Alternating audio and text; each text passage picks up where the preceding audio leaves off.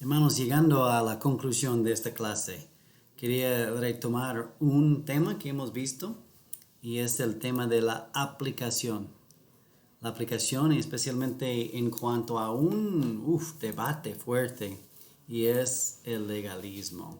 Y pues es algo que queremos evitar, queremos tener un buen equilibrio bíblico, pero necesitamos buena aclaración, buen entendimiento para aplicar correctamente la palabra de Dios. Entonces, vamos a estar considerando los dos textos, digamos, más clásicos que se usan en esta área, pero queremos dar una definición primero. ¿Qué es el legalismo?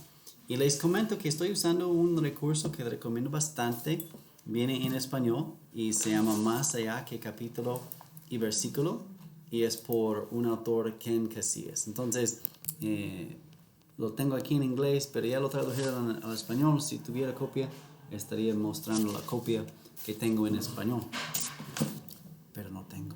Ya. Mi hermano comenta, está muy interesado en este tema y pues leyendo muchos que también han hablado de eso. Un profesor que escribe sobre legalismo estaba hablando de los puritanos y un alumno pues se quejó y como que los puritanos eran bien legalistas. Y el hermano pregunta, ok, ¿y qué es un legalista? Y pues el alumno no pudo dar una buena definición de eh, legalismo. Entonces el profesor dijo, pues, ¿qué hicieron mal los puritanos? ¿Podrías dar una definición de eso? Entonces el alumno contestó después de pensar un poquito, bueno, es que querían obedecer a Dios en todo momento. Como si esto estuviera mal, ¿verdad? Ahora, hay una definición muy aceptada, hasta en el diccionario sale. En el sentido teológico, legalismo es el pensar que obedecer la ley es necesario para ser salvo, es justificación por esfuerzo propio. Mi salvación depende de la ley. Eso es otro evangelio, es falso. Es un legalismo en cuanto a la soteriología. Otra definición de legalismo tiene que ver con la santificación, no en cuanto a la justificación, sino en cuanto a la santificación. Y esta idea es que mi santificación, mi cercanía con Dios depende de cumplir normas. Es decir, que de la ley depende mi crecimiento espiritual. Entonces, mientras más obedezco, más espiritual soy. Ahora, ¿ves lo que está pasando en esta segunda definición? Lo tiene al revés. Entre más crezco, más voy a obedecer. Y es cierto que el obedecer cuando no quiero me ayuda a crecer, pero es el crecimiento que produce la obediencia y no esfuerzo propio buscando normas, reglas, listas de qué hacer, qué no hacer, que me hace espiritual. Y una definición que pues es muy común en cuanto al legalismo es imponer normas humanas y específicamente, y yo creo que esto sí es muy problemático, elevar mis aplicaciones al nivel del texto bíblico. Es decir, el texto bíblico tiene autoridad suprema y total. En lo personal, cuando yo ya doy las aplicaciones a la congregación o a los jóvenes, al grupo con quien estoy hablando, intento aclarar qué dijo San Pablo y qué dice el hermanito Jonathan. O sea, qué dice la Biblia y qué digo yo. Y yo creo que esta aclaración es importante, porque si yo digo que todo lo que yo opino, yo pienso, mis aplicaciones tienen el mismo valor y peso que la palabra de Dios misma, yo creo que esto es peligroso y equivocado. Ahora, en reacción a eso, algunos no quieren aplicar nada no quieren jamás dar ninguna opinión.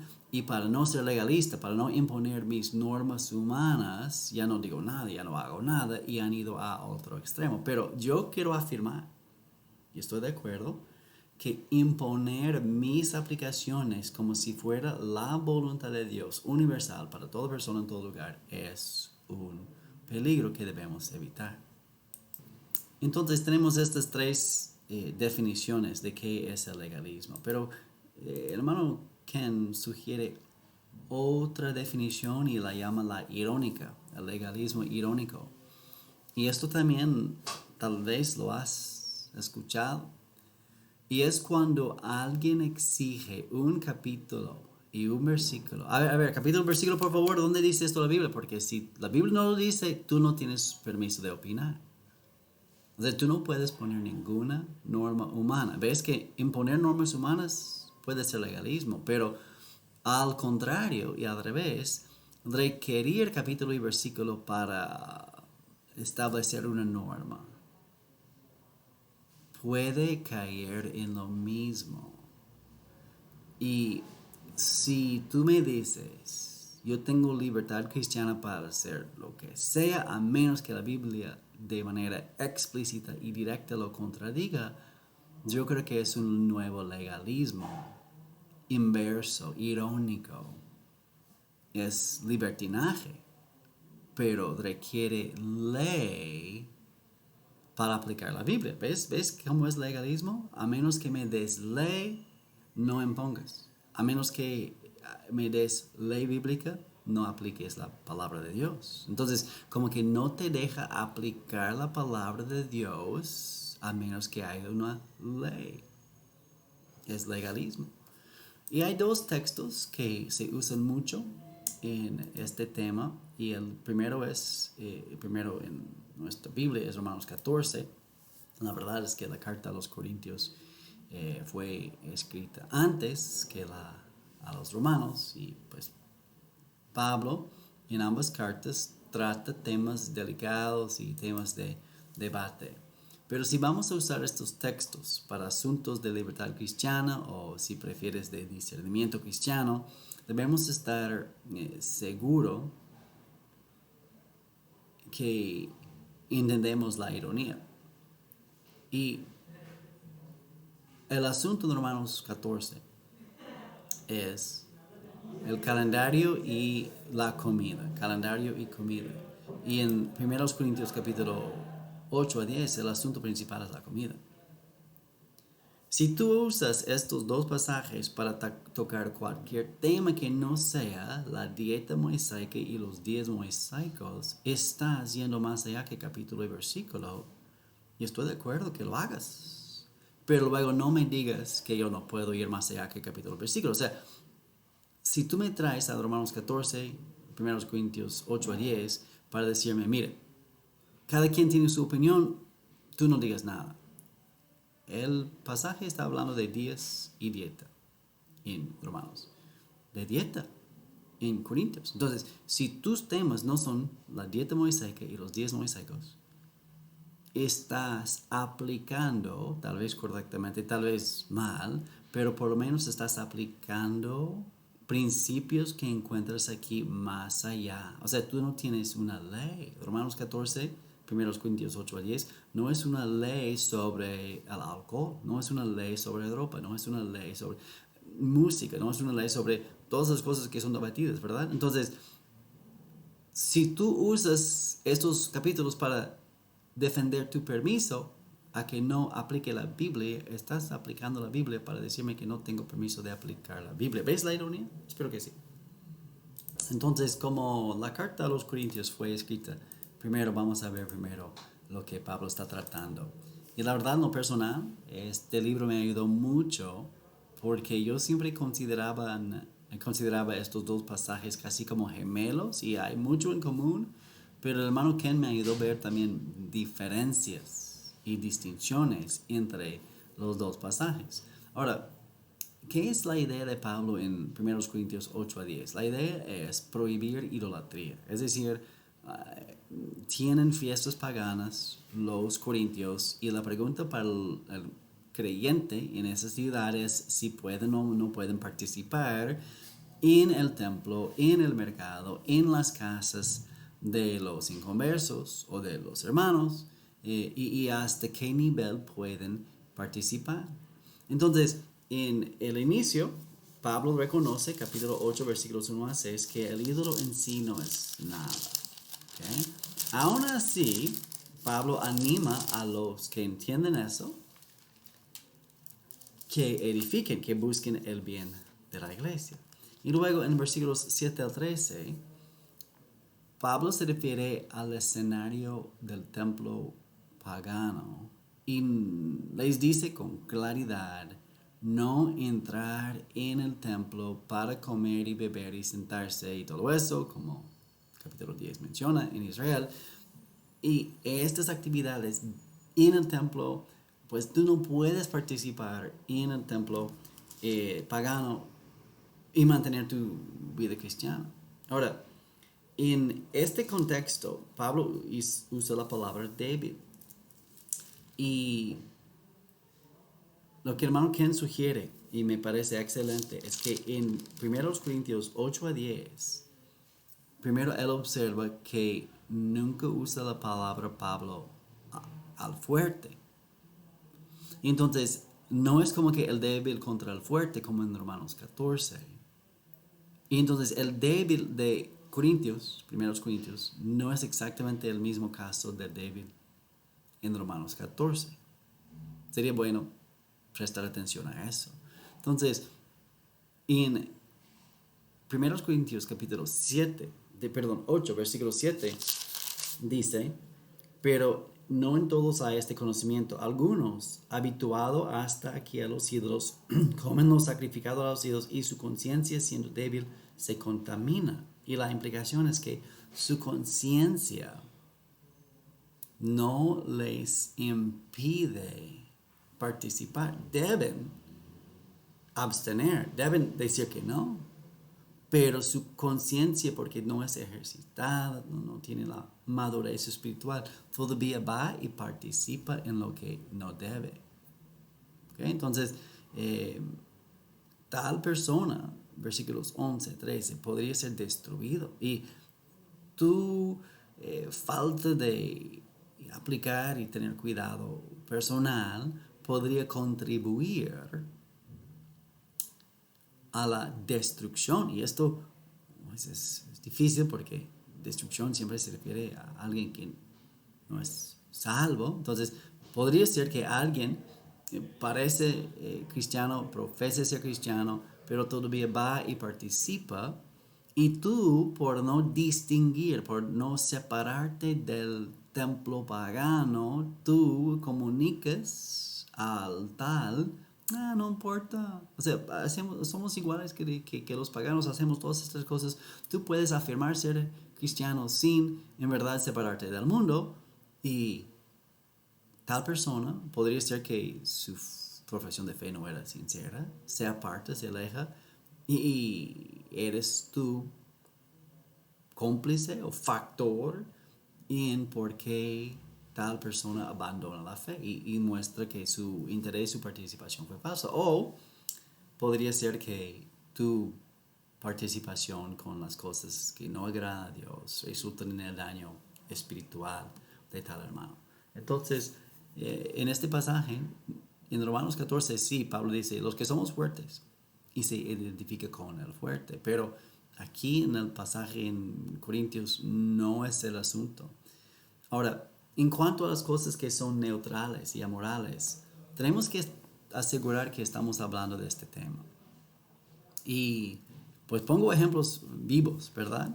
La ropa, la música, el estilo de culto, cosas que pues causan división y opiniones en las iglesias. Mira, tela es amoral. Algodón, poliestre, lino, eso es amoral. Pero ya que es ropa no es amoral.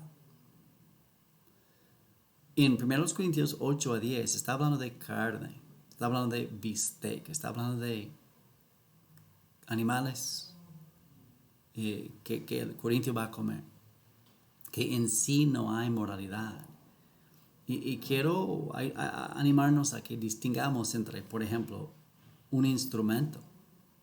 El piano es amoral. La nota la bemol es amoral. La trompeta es amoral. Pero la música es más que solamente trompeta y la bemol. O sea, cosas amorales como tela pueden presentarse y tener factores que dan moralidad. Hay ropa indecente y hay ropa decente. Hay ropa para trabajar, para jugar, para pasear, para hacer deportes, y hay ropa para marcar algo como distinto y reverendo y sagrado. ¿Okay? La pregunta es, en tu tiempo y en tu cultura, ¿cuál es cuál? La tela es amoral, la ropa ya no es. Hay ropa inmodesta y hay ropa modesta. Instrumentos son amorales. Música es mucho más que instrumentación. Notas son amorales. Pero lo comento así porque tenemos que asegurar que estamos en este tema. Porque hay muchas ocasiones cuando me han llevado a estos pasajes y me han preguntado, y estos dos son los dos pasajes que tratan cosas así, digo, espérame, estos pasajes tratan cosas que en verdad son amorales y tú estás tratando cosas que ya conllevan moralidad. Ahora, aún así, o sea, el piano, la tela, puede glorificar a Dios o no. O sea, sí cobra moralidad, dependiendo de la manera, de la escena, de los motivos, de actitudes, de asociaciones, de efectos y muchos otros factores que podrían dar moralidad a algo que en sí es amoral. Ahora, en 8.9, yo creo que esto es sarcástico. Cuando dice, esta libertad tuya, ¿verdad? Este derecho tuyo. Y Pablo en capítulo 9 habla de ceder sus derechos. Él habla del derecho de cobrar a quienes ministra, habla del derecho de casarse y él habla del derecho de comer. En el pasaje, el asunto principal es el comer. Entonces, Pablo dice, yo tengo esos derechos, pero cedo mis derechos para el bien de la iglesia.